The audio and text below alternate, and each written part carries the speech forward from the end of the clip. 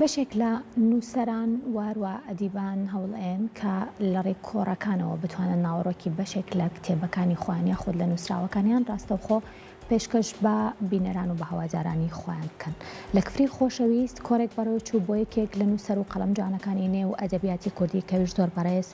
شاعیر و نووسەر لەتیف فاتح فەرەجە بگومان لە نێو کۆڕەکەیە باس لە کاردانەوەی ئەنفال واروە جینۆساید کرا لەسەر ئەدەبیات و هەروەها کاردانەوە جینۆسایدی بێگومان وڵاتانی دەوروبەر و تەنانەت بەشێک لە وڵاتانی جیهانیش لەسەر ئەدەبیاتی وڵاتەکان بە شێوەیەکی گشتی و بێگومان ئەو بابەتانش کاردانەوەی هەبووە لە ماوەی چەندین ساڵی پێشوە لە نێو ئەدەبیاتی کوردیا بۆیە بە شێوەیەکی گشتی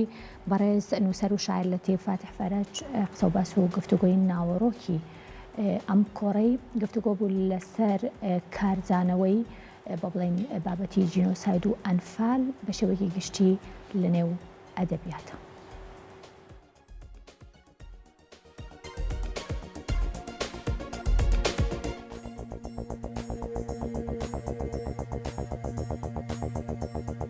باسکردن لە ڕنگدانەوەی چیرۆکەکانی ئەنفال لە نێو ئەدەبیات و فەرەنگی کوردیدا ناوەڕۆکی بابەتی کۆڕەکەی نووسەر و شاعیر لەتیف فاتح فەرەج بوو.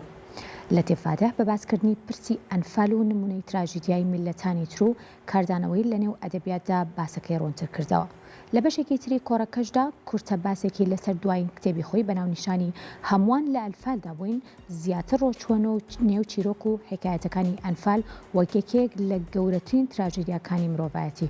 ئامادەبوانی کۆڕەکەش کە بەشێکی زۆریان کەسوکار و چاخانەکانی ئەنفال بوون بە خستنەڕووی سەرنج و تێبینیەکانیان لەو بابەتەدا باسەکان دەوڵەمەندتر کرد.